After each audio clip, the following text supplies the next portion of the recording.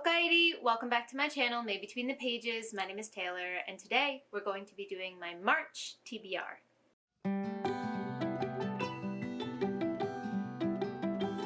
Now let's address the thing that is very clearly obvious in this shot, which is that my hair has completely changed color. I have decided to go with something different. I wanted to change, so my hairstylist and I went with a reddish purple, and I gotta say I am enjoying it thus far.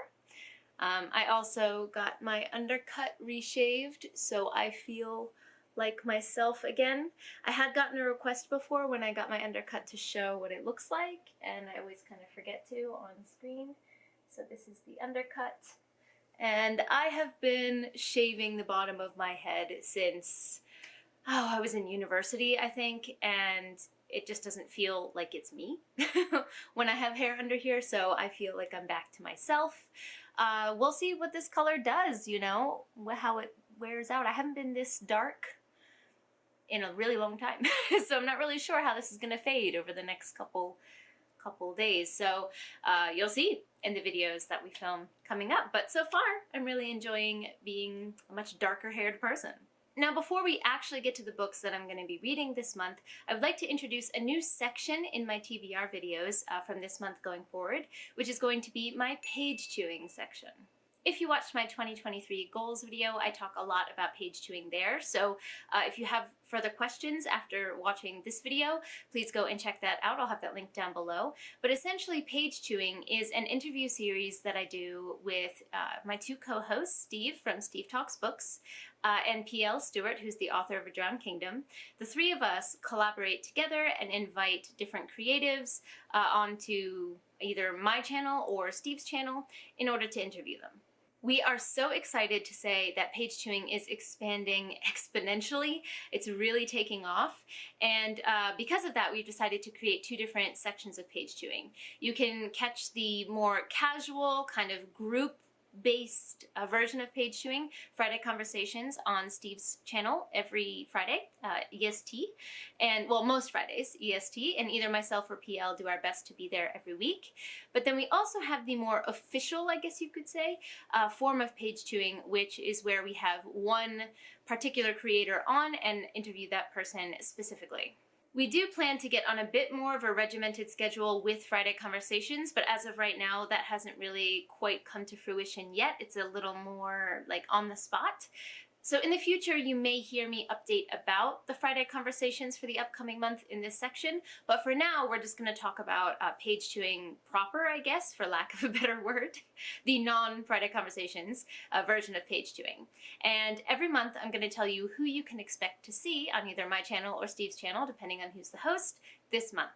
Now, I am so excited to announce the guests that we have booked for March. We have two, possibly three. Our first guest is going to be John Gerald, who is a literary agent based out of the UK, and he has a very long list of clients, over 48 clients, but some of them you may have heard of before, one of them being Ryan Cahill, who we've also had on page chewing previously. I'll be sure to have his website linked in the description down below if you want to go check out what he's about and what he does and who his clients are before the interview goes live, which will be on March 3rd, EST. I have to think about time zones here. It'll be on Friday the 3rd for those in EST and GMT. We are just so excited to sit down and talk to him about what his job really entails, because if I'm being honest, I'm not exactly sure what being a literary agent, like what is in that job description and how much he does outside of that.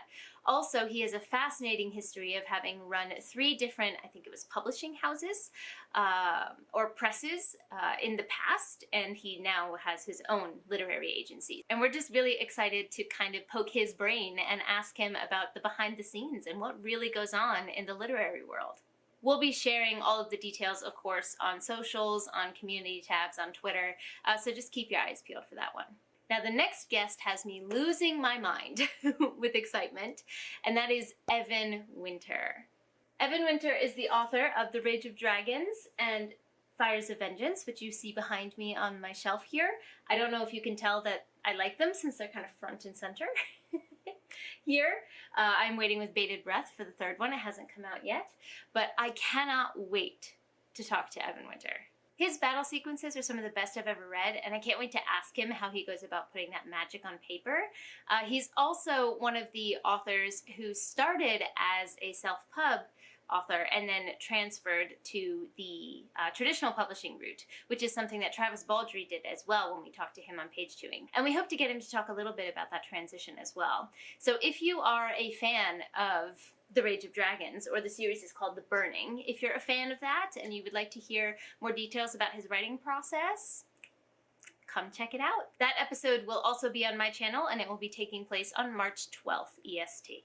Again, specific details such as time will be released later on all socials. And finally, our third guest may be grimdark epic fantasy author Anna Smith Spark. This has not been solidified yet, so I don't want to give any details, but if this does come through and ends up being the third episode in March, you can look for this episode on Steve's channel. Thank you so much to everyone who has supported Page Twoing and who shows up for the lives. It brings us so much joy to host these interviews and be able to talk to creators from all over the literary space.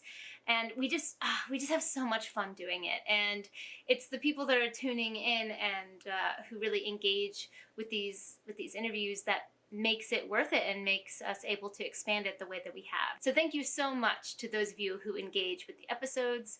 We're just so thankful, and we can't wait to see where this goes in the future. Now that we've got that out of the way, what am I going to read for March? Now, I'm feeling very mood-ready right now. So I'm not exactly sure if I'm going to be able to follow through with all of the ones that I mentioned in this video, but these are the ones that are kind of on my radar to choose from. There are going to be some priority reads on this list, which I will be sure to mention when I bring them up. But I would say, in general, this is just a list of books that I'm kind of eyeing up right now, but we'll see where I go. I will, of course, be reading a book for the Only Good Book Club, as I do every month, but we haven't selected what that book is going to be yet, so I'll just leave that as a blank slate on this TBR, but there will be a book in that slot. Maybe by the time I edit this, we'll have decided and I can put it up, but if not, there's a mystery book that you'll see in my wrap-up. I also need to pick a book from my TBR jar, as well as finish the book or read the book that I picked for January. So you will see my February wrap-up coming up soon. And if you're wondering, hey Taylor, I don't think we saw February TBR. Shh. We're just gonna let that go, okay? All right, life happened. So you will be getting a combined wrap-up of the first couple months of the year, but I did pull Cytonic as my pick from the TBR jar for January, and I did not get to it yet. So this is a priority read for this month because I really don't want to fall behind on my selections from that jar. So this is one of the books that I will definitely be getting to, no questions asked. I did want to ask in the comments down below, actually, though, should I read the collection of short stories? I think it's Skyward Flight. That's between. It was released between, what's it called? Skyward, second one, Starsight. It was released between Starsight and Cytonic, and I don't know if I should read those before I pick this up or if I can go directly into this, because I don't have that short story collection in my possession. So if you know, let me know in the comments down below if I can like skip those for now and then come back to them, or if they really need to be read between the two. But this one or Skyward Flight, whichever one has to come first, will be read this month. All right, let's pick the new TBR jar book for this month. I have such a good record of doing it so far this year, clearly. All right, let's pick this one. Okay, so this month I have, The Splinter King by Mike Brooks. Well, actually this is a bit of a spoiler for my wrap-up, but I completed this. I did finish this. Look at me, getting shit done. So this one doesn't need to be in the jar anymore, so let's pick another one. Okay, pick number 2. Go with this one. Okay, this month I will be reading The Shadow of What Was Lost by, how do you say his name? James Islington? Okay, all right. I'm actually pretty happy with this one. The Shadow of What Was Lost was a Broken Binding subscription book, but I have actually been wanting to read this for years before the Broken Binding even picked it up. But that is this edition that I have with the sprayed edges and the stunning foiling that we have here. Yeah, I've been wanting to read this for a really long time, so I am excited to actually get to this. I've been in kind of a classic fantasy mood. I think it might have been Mihir from Fantasy Book Critic who described this to me as if Tolkien or those kind of classic styles were done in a less meandering way and actually kind of got the point across quicker. That's the vibe that this book has, and that sounds perfect for the reading mood that I'm in at the moment. Who knows if I'll stay in that reading mood, but I hope I will, because yeah, this is a really good excuse to get to this one. Although it is starting another series, or I'm trying to finish out series, but you know, what are you gonna do?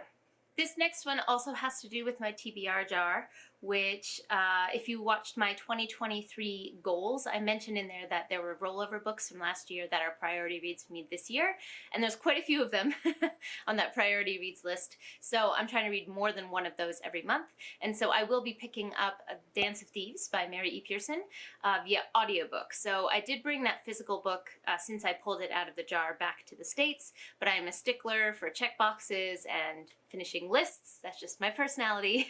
So I would still really like to read this book because I did pull it out of the jar.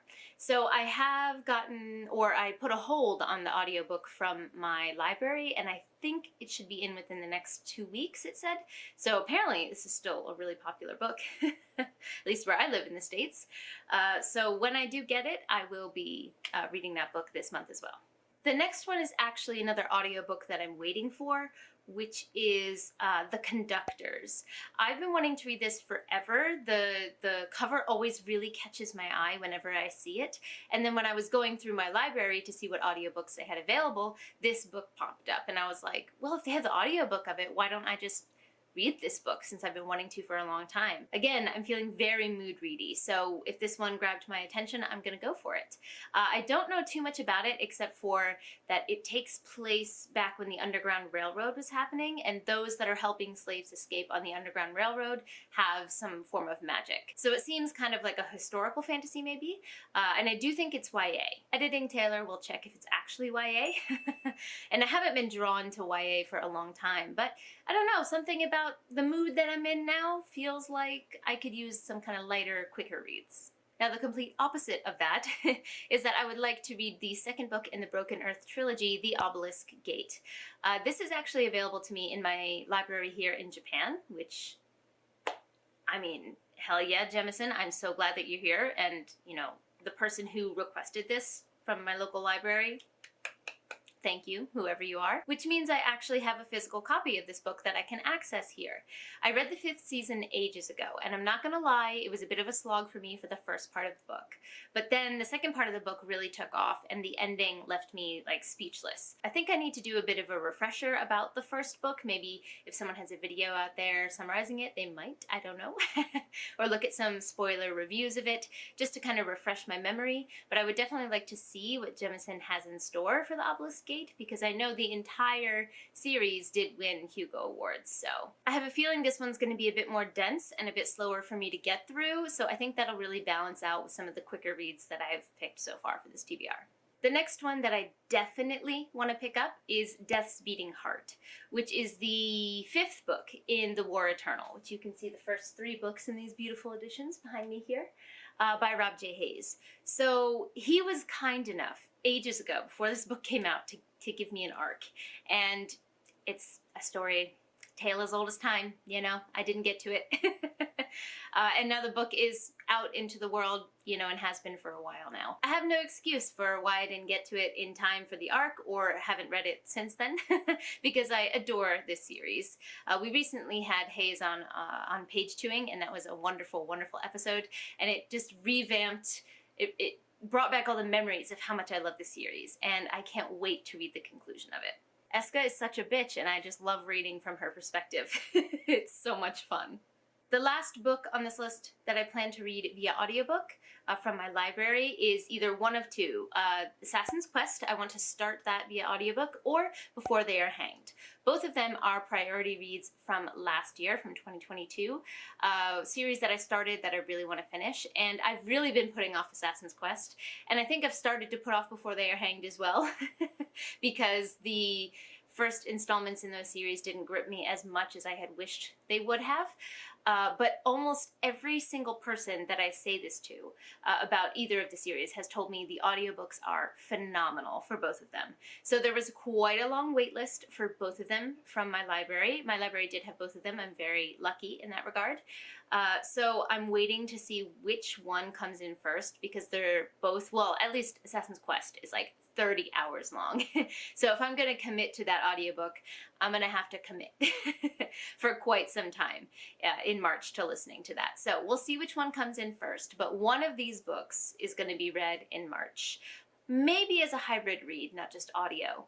Sit down and read them, because I do have really nice editions of both. So I find that sitting down and doing immersion reading or hybrid reading usually really works for me. So we'll see how I decide to consume these stories. But either way, one of these will be consumed in March.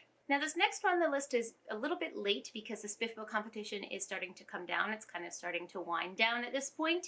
But I did have the goal to read all of the 10 finalists, and I have read 6 of the 10 thus far.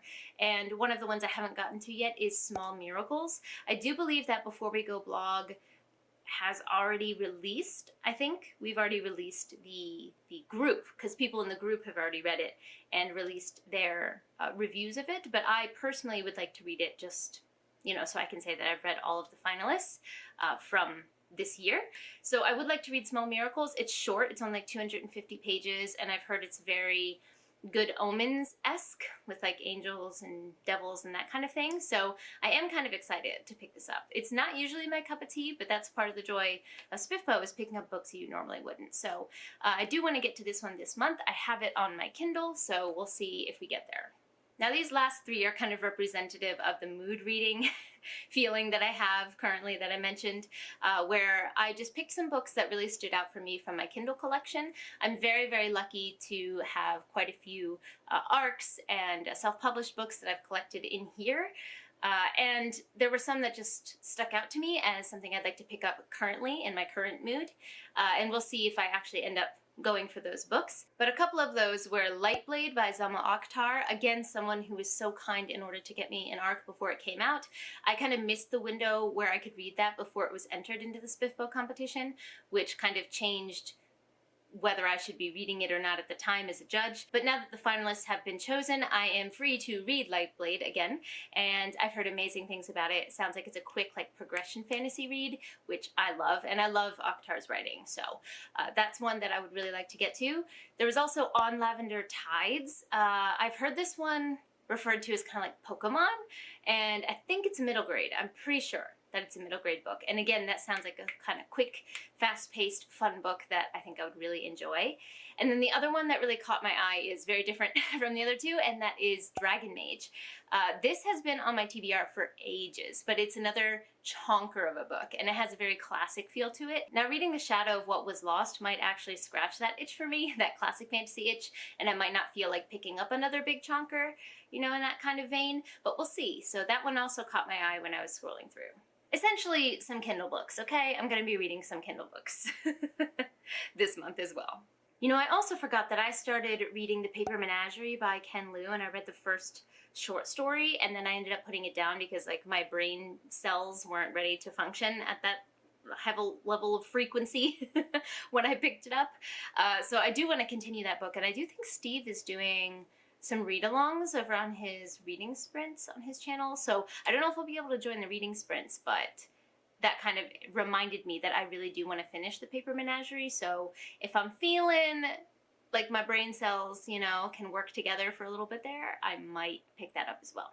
Basically, I would say this TBR is more of a pile of possibilities than it is an actual plan. So let me know in the comments down below what you guys are going to be reading in March. If you have very strict plans, if you're just kind of, you know, going with the flow a little bit as I am, I'd love to hear in the comments down below. Don't forget to like, subscribe, and click that bell. I'd love to have you as part of this community, and I appreciate it. But for now, I'm gonna head out. Johnny!